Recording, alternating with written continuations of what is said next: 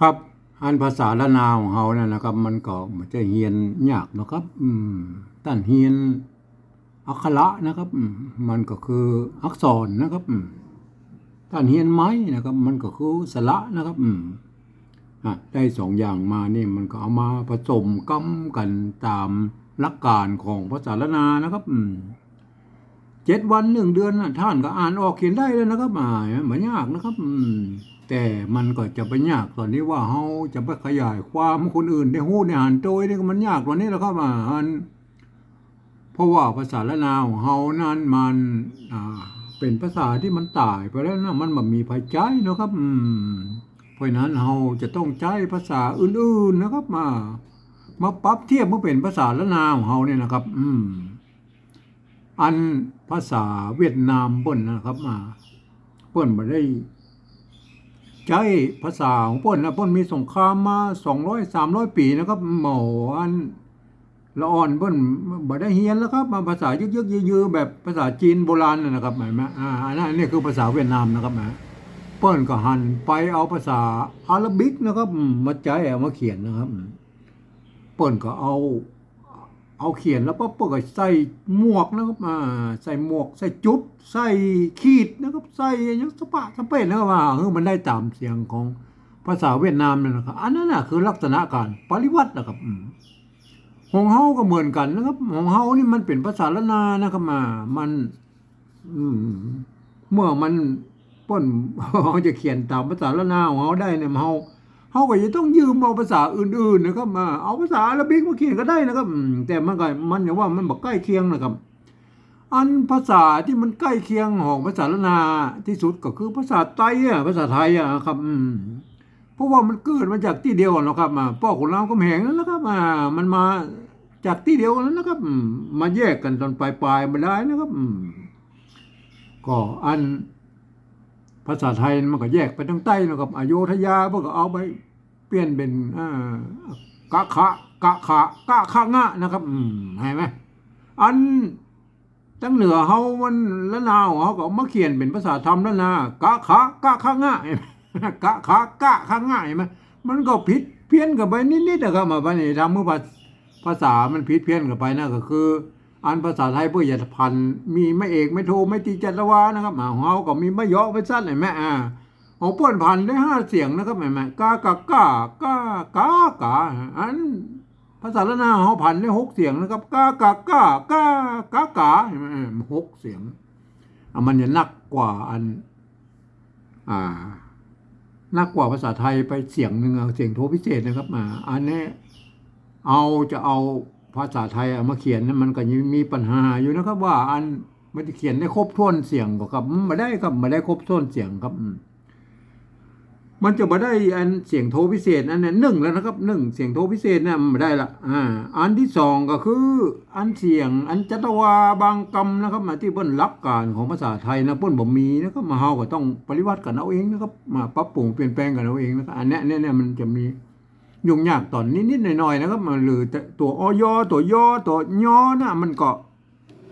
ว่ากันไปนะครับเห็นไหมตัวยังตัวยอยักษ์เนี่ยนะครับเปิ้นจะเอาไปเทียบไปเป็นตัวยอนะครับในภาษาละนาเห็นไหมอันอยเนี่ยเปิ้นจะเอาไปเทียบเป็นตัวยอยอยักษ์ละนาเนี่ยก็คืออันเสียงยอไทยนะครับเห็นไหมอยู่ยาอย่างอย่างนั้นมันเป็นเสียงยอนี่มันจะต้องเอาไปเทียบกับเป็นยอไทยนะครับมันเสียงออกยอนะครับท่านยอนะครับยอนี่มันเนี่ยอันมันจะต้องตัวญะนะครับเห็นไหมไปเทียบเป็นตัวญะเห็นไหมอันอยไปเทียบเป็นตัวยะเห็นไหมเนี่ยเห็นไหมเปิ้ลก็เอาไปอย่างนั้นเขาก็ตามตัวเปิ้ลนะครับตามคนเฒ่าเปิ้ลว่านะครับครับวันนี้เราจะเอามาถึงนะครับเนี่ยภาษาคนเฒ่าโบราณเนี่ยนะเปิ้ลว่ามาจากนะเราก็เต้ากินเต้าแมงนะอันนี้มาใจแมลงนะครับอ่านว่าแมงนะครับเห็นไหมก็แต่งกินแต่งเน่านะครับเห็นไหมอันนี้เราจะต้องปฏิวัติภาษาเป็นคำเก่าคนเฒ่าโบราณนะเปิ้นว่ามาจากนะครับผมเองเนี่ยผมได้ใช้หลักการ ของสภาวัฒนธรรมมหาวิทยาลัยเชียงใหม่นะครับเปิ้นตกลงกันไว้ว่าเมื่อปลายปี28นะครับเปิ้นตกลงกันไว้ว่าอย่างนี้นะครับการที่จะเอาภาษาไทยมาเขียนเป็นภาษาละนาเนี่ยหรือปริวัตินะครับเปิ้นตกลงกันว่าไม่ปลายปี28เปิ้นว่าอย่างนี้นะครับกระทำได้อยู่3ระดับหรือ3แบบนะครับอันแบบที่1นั้นเปิ้นจะเอาไว้เขียนนะครับลักษิลาจารึกเอกสารสำคัญโบราณนะครับเห็นไหมเปิ้นจะเอาอักษรไทยเนี่ยไปเทียบเอาอักขระทุกอักขระนะครับทุกไม้นะครับทุกเครื่องหมายนะครับเปิ้นอย่าเอามาสปะสเปดเอามาหมดไม่กงไม่กังไหลไม้อย่างสปะสเปดที่มันมีที่ในปรากฏอยู่นั่นน่ะอัน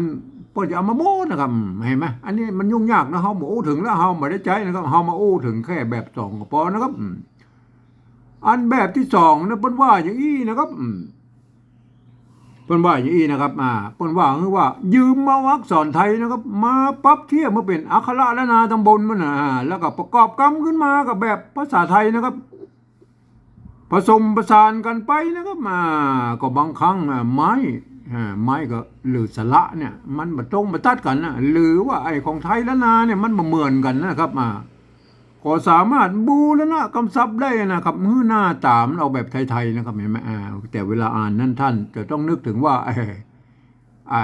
อักษรเหล่านั้นมันคือเป็นอักขระละนานะครับอย่างนี้เนี่ยเห็นไหม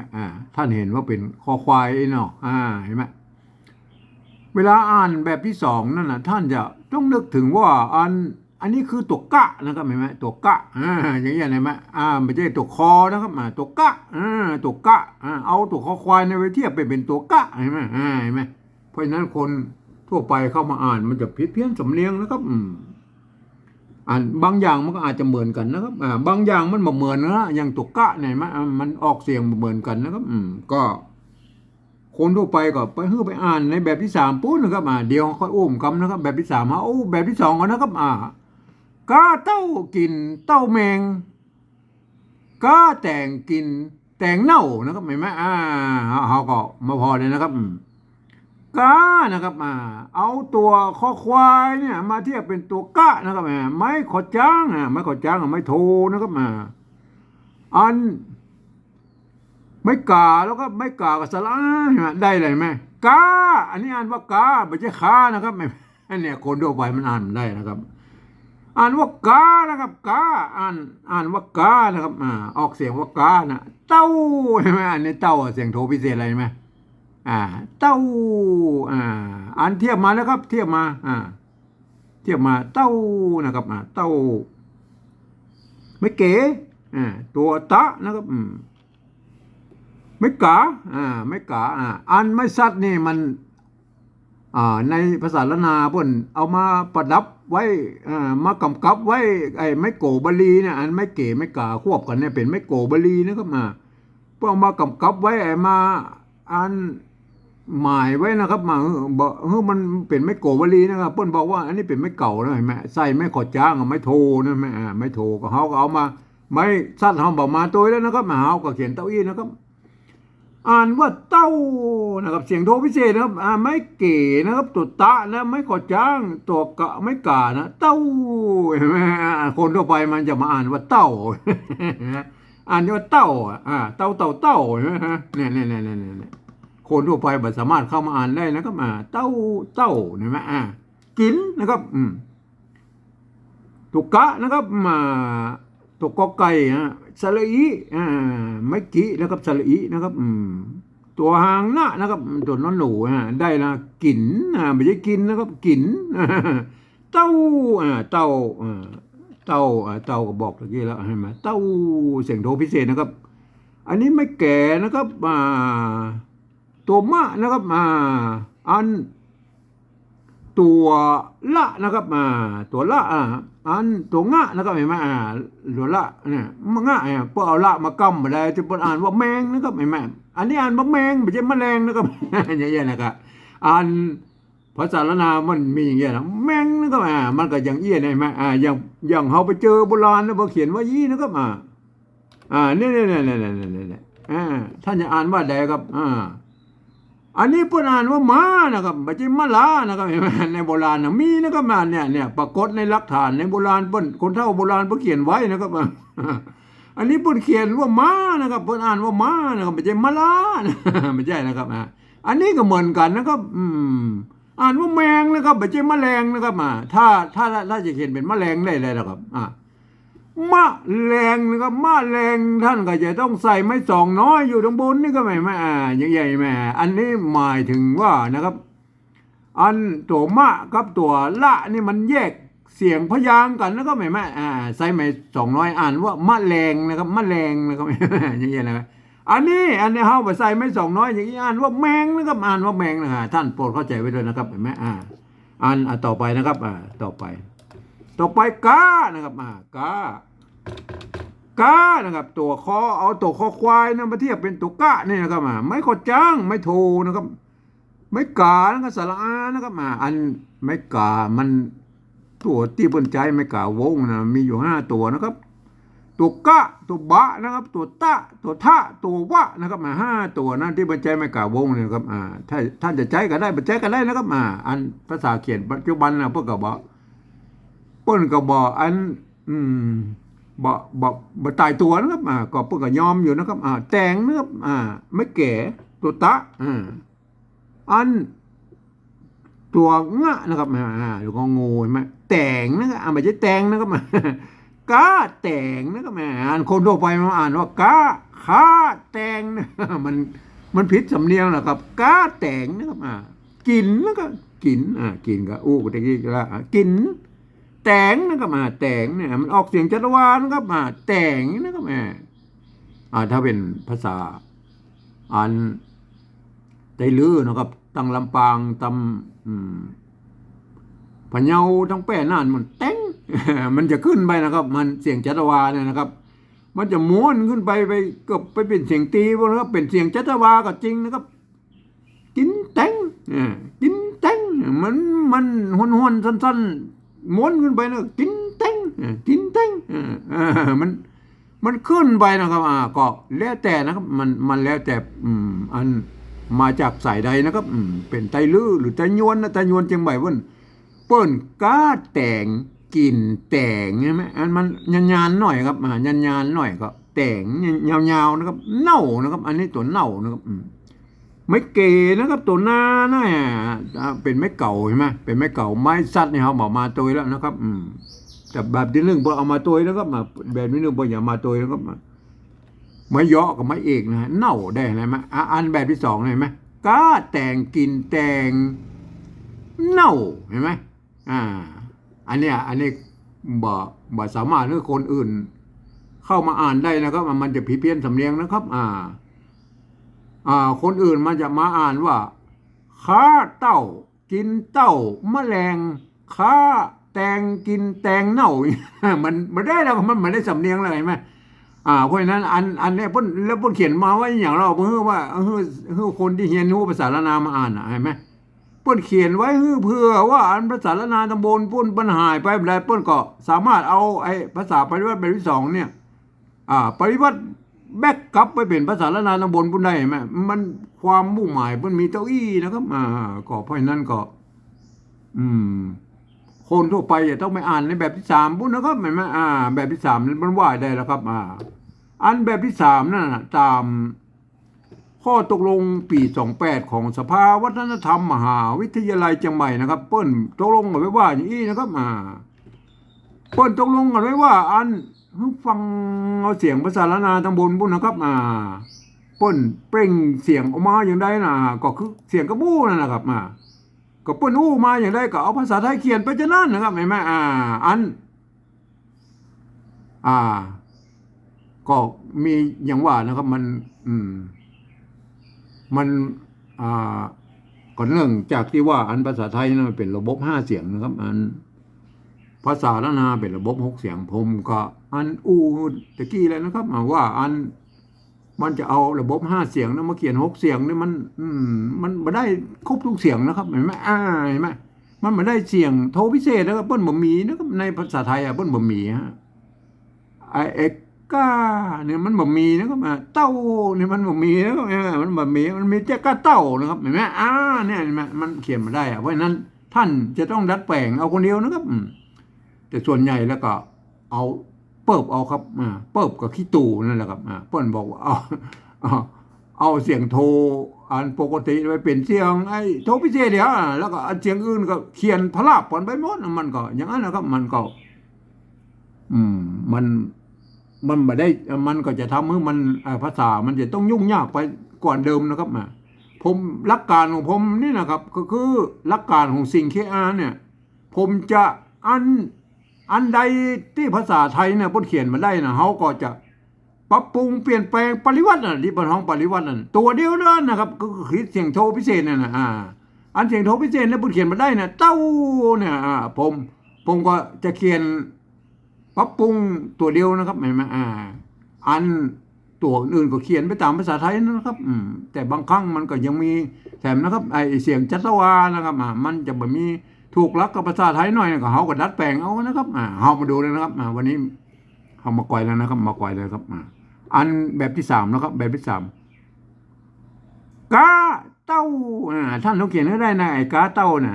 กาอันนี้มันเขียนว่าไงเขียนว่าอันคนไทยเพิ่งอ่านว่าอย่างนี้เพิ่งอ่านว่าขาเต้ามันเต้ามันเสียงโทปกตินะครับกานะครับกาโนกอไก่เขียนนะครับกอไก่เขียนกากาเสียงตีนะครับก็ใส่ไม่ตีให้เพื่อนเลยกาได้ไหมกาอันบนนะเราอันนี้เพื่อนก็อ่านว่ากานะครับไม่ใช่ขานะครับเห็นไหมใหญ่ไหมเต้าเสียงโทพิเศษอะไรไหมเสียงโทพิเศษอันบนว่าเพื่อนอ่านว่าอะไรเนี่ยอ่านว่าเต้าเห็นไหมอันนี้คือไม่เก๋ไม่กาควบกันก็เป็นไม่เก่านะครับตัวตะนะครับไม่ขอจ้างยังไงแม่อ่านว่าเต้าเสียงโทพิเศษนะครับเต้าอันลุ่มเหรออันลุ่มนี่มันเป็นภาษาเขียนนะครับเป็นภาษาเขียนตามสำเนียงคำอู้นะครับอันไม่ตัวต่อเต้านะครับสระเอานะครับไม่โทนะอ่านว่าเต้านะครับลองไปศึกษาภาษาไทยนะครับเปิ้นอ่านว่าเต้านะครับเต้านะครับเสียงโทเปิ้นเต้าเปิ้นบ่มีนะครับบ่มีนะครับไอ้เต้าเสียงโทพิเศษเปิ้นบ่มีนะครับเต้านั่นเฮามากอยกันนะเต้านะครับภาษาไทยภาษาละนาบนเขียนได้หมดนะครับเต้านะครับเต้าโทษทีอันนี้มันเต่าแล้วนะครับโทษทีเต่านะเต่ามันต้องใช้ตัวตะนะครับเห็นไหมอันนี้อ่านว่าเต่าเนี่ยมาอันเต่าเหรอเต่าเต่าใช่ไหมเต่าเต่าเสียงเอกนะครับเต่าเต้าเนี่ยเต้าเสียงโทนะครับนี่เต้าได้เสียงเต้าแล้วนะครับถ้าอ่านว่าเต้าเนี่ยมันจะต้องตัวนี้นะครับเต้าแล้วก็เต้านะครับเต้าดอกเพเห็นไหมบัดเต้าบัดแตงนะอันนี้เต้าเห็นไหมเต้าก็ตัวนี้เห็นไหมเต้าเห็นไหมเต้านะครับเต้าเสียงตีนะครับเต้ามันท่านจะต้องใช้ตัว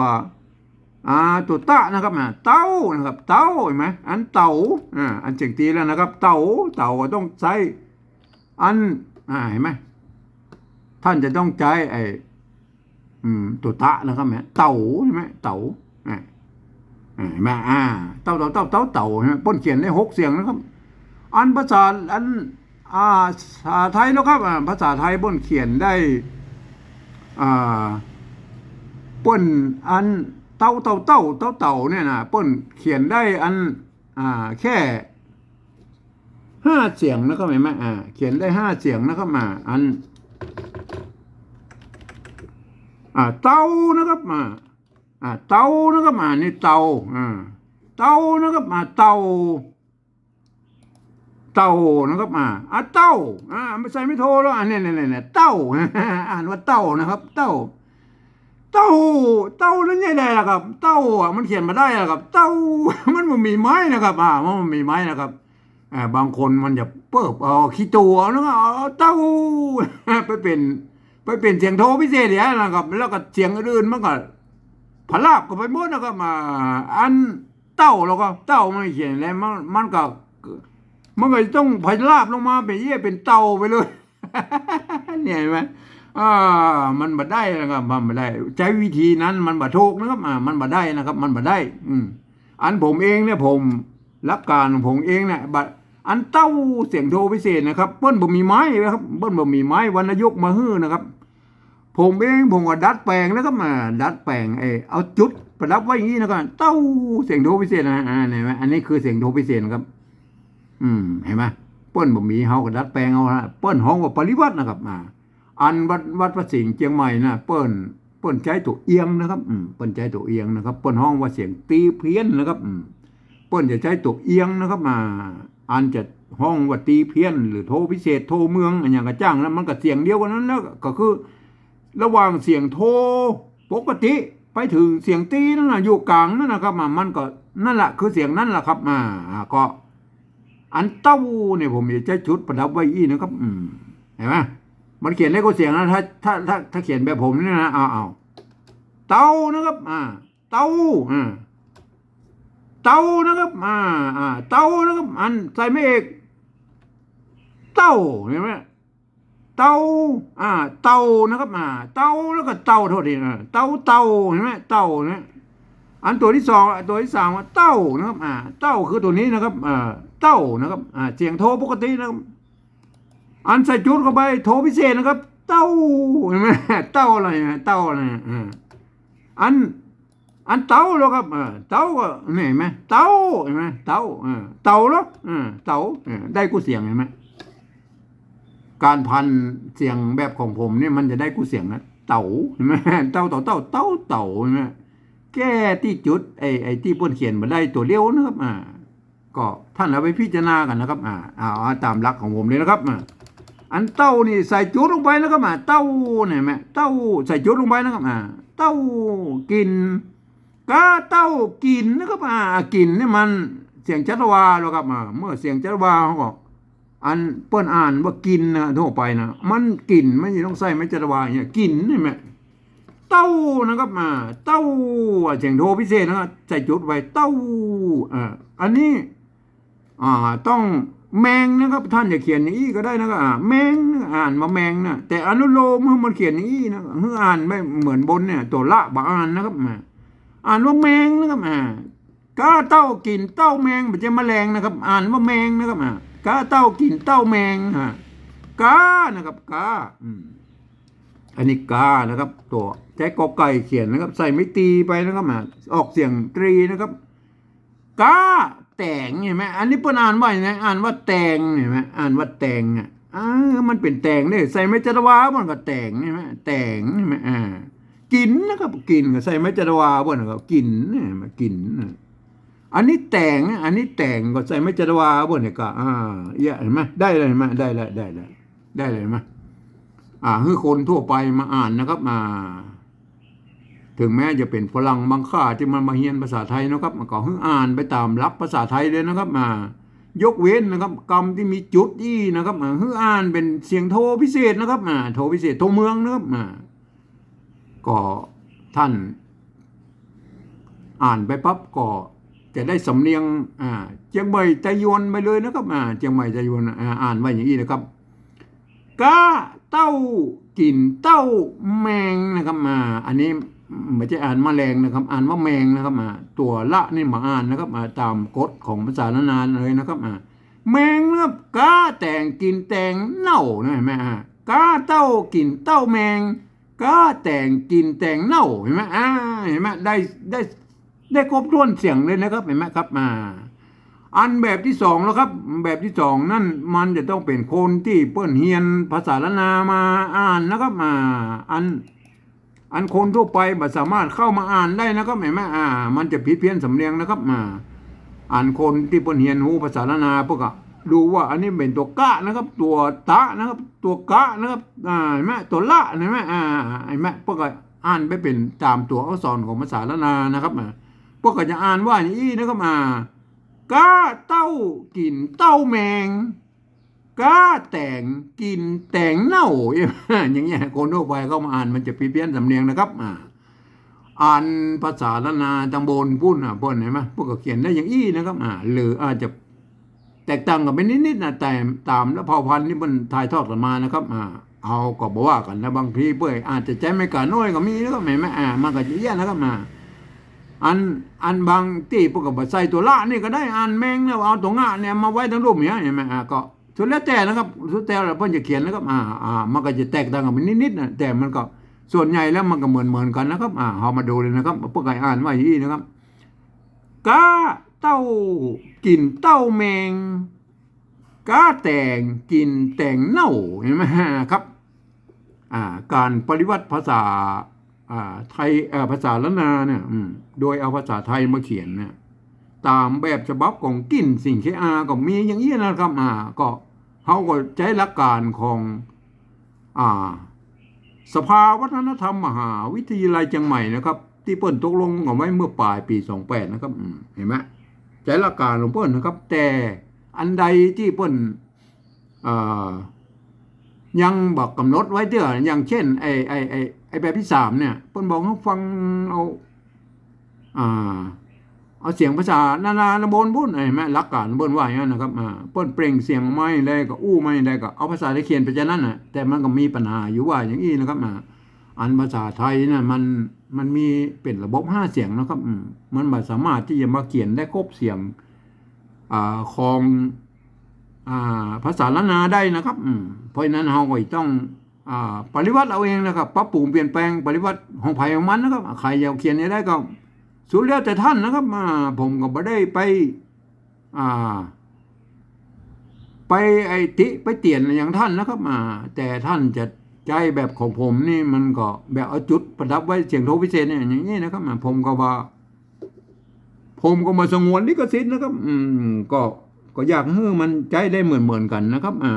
เพราะนั้นครับวันนี้ผมก็ขอบรรยายเพียงแค่นี้นะครับ